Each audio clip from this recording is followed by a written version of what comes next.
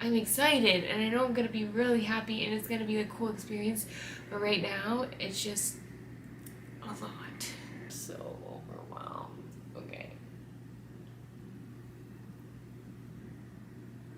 Hi everyone and welcome back to another video and welcome to see a new face here in Taiwan. Christy Martin. Hi, it's nice to see everyone. How are you?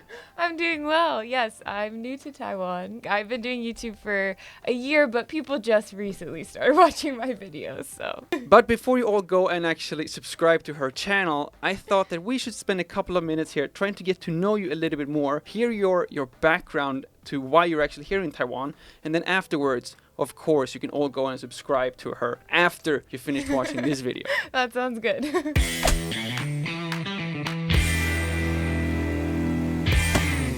But can you just give me just like the short 1-minute version? Who is Christy Martin? Well, I am here teaching English, so I'm helping to teach English here. I'm fresh out of college, so I just graduated, and I figured... Congratulations. Thank you. I remember my college days a decade ago. Yeah.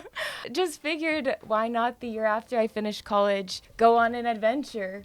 And I decided that would be out of the country somewhere. Yeah, specifically now here in Taiwan. Out of the country, you're from US? Yes, I'm from Florida in the US. I'm from a town called West Palm Beach, which is like 2 hours north of Miami. I wanted to get out and have a new experience, like experience a different culture, meet new people, and yeah, this was the perfect opportunity. Yeah, why Taiwan though, specifically? It's quite far from like West Palm Beach. It's basically on the other side of the world, yeah. I had heard so many great things about it. For one, everyone says the people here are so nice, and I had always heard that, and it is very true. I can tell you that now. Two, I am a part of the Fulbright program, so I was accepted, and this is how I am here to teach English. So the opportunity presented itself. But on this YouTube channel, you have also documented your trip to Taiwan, and you're planning to actually come here as well. What did you actually know about Taiwan before you came here, other than people are nice? I'm going to be honest, I didn't know a whole lot. And that's part of the reason why. But still you decided to that's where I want to have my first job. I know, I don't know. It's just kind of like how I roll. I just do random things. But that's part of the reason why I packed so much stuff. I did a video that showed how much I packed, and people started commenting on it why are you packing this? You can buy this in Taiwan. And I didn't know that. That was did you check my notes? No. Did you check my notes? Because that was literally my next question here, because she did make a video about things I need to pack before I go to Taiwan for 10 months. I took some notes. Oh no. So I just wanted to check here. These are comments from your own YouTube video. Yeah, okay. And based on that, the one thing that you did know about Taiwan is there are no dryers. You need to hang your laundry. Okay, yes. And okay. I figured throughout your entire YouTube series, you only basically mentioned one fact about Taiwan, which is they don't have dryers. You need to hang your laundry.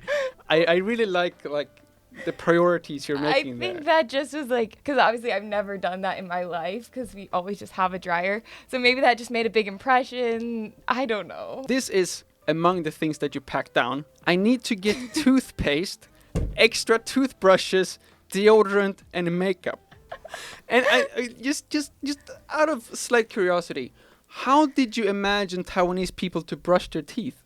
I don't know. It's like chopsticks to brush their teeth. I don't get it. I knew they had toothpaste. It's just what if they don't have the kind that I normally use? Again, I'm going out of the country, across the world. I need to have my toothpaste. Fair enough. But technically, you don't buy extra toothpaste and bring it. Okay. So funny. You actually, eventually, once you're done packing, all your toothpaste, your toothbrushes, your deodorant, just to put this in perspective, for me, when I first came to Taiwan, and my strategy was just okay, I probably need, underwear, t-shirt, pants, and I just, packed whatever I saw until my suitcase was full, and then, I went to Taiwan. I, packed 7 days in advance. Really? I lived out of my suitcase at my house, so I didn't forget anything. and then it was time for your actual trip. Mm-hmm. And you actually traveled in the middle of, all the COVID restrictions. Oh and I have been in Taiwan. I mean, I've lived here in Taiwan for 10 years, but I've also been here in Taiwan for all 2 years throughout COVID. So I have no idea how it actually is traveling during the pandemic. So I was just thinking, can you just walk me through, like, how does that process look like for the normal flight? You had to have a COVID test 72 hours before your international flight. Before the one to Taiwan, I had to like go up, show them the COVID test and like all the visa stuff and whatever. But it was tough to even get our visas, and it just was stressful because in that moment when you're like standing there with like the flight attendant, whoever's checking you in, you're like, I just hope I have everything. And once I boarded the plane, I was like, it's all done, because up to that point it had been tough with COVID to like get all the right documents. You had to wear the mask the whole time except when you ate. Yeah. When I got out of the plane, it was just crazy how organized the Taiwanese airport was. I think I flew into Italian. Yeah. The one and only Italian International Airport. Yes, that is the one. So that's where I flew into. When you get off, it's like, well, we had to get like a phone plan. And again, I don't speak any they Mandarin. actually tell you, like, you have to. Oh, yeah, because they need to get contact with you. They have to know where you are at all times. Right. And for the quarantine hotel. Of course. Yeah. So I got that like right off the bat, and then you go through like the customs and everything. But the biggest thing is like when you have to go outside and you have to take another COVID test when you get there, and you have to like spit. And then the other interesting thing is they spray you down. Not with the spit. No. Okay. We're jumping in between here. Okay. So after the spit, you go to the taxi. We had to like take a taxi to the quarantine hotel. So they put this like big quarantine sticker that says quarantine. Okay. So they know that you have to go to the hotel. And then they spray you down with some sort of like stuff to make sure you're like sanitized. They're very safe. Right. When I got here, yeah. Okay, and then they just like drop you off in like the quarantine hotel. Yeah, and then when I got there, like there was like the lobby was like all wrapped in plastic. So you go in, there's people in like gear, like hazmat suits. They're probably not hazmat suits, but you get the vibe. I get the idea. Yeah. And then it was like all wrapped in plastic, and yeah, they kind of just like sent you up to the room, and they just said, stay in there for 14 days. You don't get a key because you can't leave. Oh my God. Yeah, we didn't get a key to our hotel room. At least that. So they lock you in? No, they just don't give you one. So like, if you were to like leave and shut your door, you would be locked out. But like, what's the point of a key because you can't leave? Right, but it sounds like super stressful to like just to come in being welcomed by hazmat suits and No, the people were really nice. Like even though they were in the hazmat suits, they were really helpful. They were explaining to the best they could. Again, I don't speak Mandarin, so it was also like there's a language barrier, but they were like trying their best to make us feel welcome. So like you went in there knowing that like, okay, this is Taiwan for the next 14 days. Yeah. Like you can't think about it. You can't think about the fact that you're going to be in this room for 14 days. Otherwise, you're going to drive yourself insane. I started doing it. I started being like, these are the only 4 walls that I'm going to see for 14 days. Which day was this? The first day? No, this is like middle, but I was like 2 hours later. When you go into it, you just can't think about the amount of time. Is basically what I'm saying. Otherwise, you're going to go crazy. Right. But yeah. Let's try to avoid going crazy.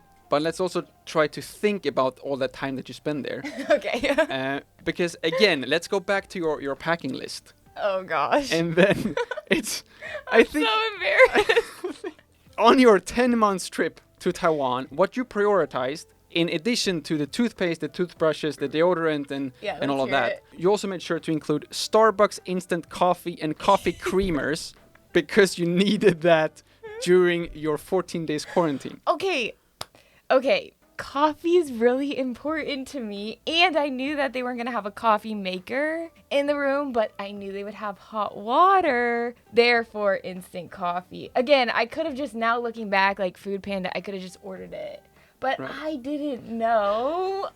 Okay. But I still, in my apartment to this day, have extra instant coffee. You're still going to be here for 10 months. Yeah, so, I can still use it. Yeah, you're right. Just in case. Was there anything that you did not think about that now looking back to it, like, I should have brought more coffee, or like, I'm running out of toothpaste? Well, okay. You want to hear something else that I brought? Yes, I brought a full-on puzzle. For quarantine. Why? So I could do it during quarantine. I mean, that I would say is smart, actually. I brought like, I learned how to knit during quarantine. See, I would recommend learning a new skill because you have so much time. You could just watch Netflix, which I did, but you also maybe could do something productive. So I brought the puzzle, had every intention of finishing, And then But 14 days was not enough for one puzzle when you have absolutely nothing else to do. No. And then after 14 days Yeah. in this quarantine, it was finally time to take your first step out in the Taiwanese freedom. But I think that we actually have to wait with that until the next video. Oh, right. So if that is something that you want to see, please do make sure to subscribe to this channel. Hit that bell so you get notified as soon as that video releases. And of course, you'll have a link down to Christy's YouTube channel and also all these first impressions of Taiwan from her channel as well. As always, thank you all so much for watching. My name is Lucas. Starts with L as in like, ends with S as in subscribe. Please do both, and see you all in the next one.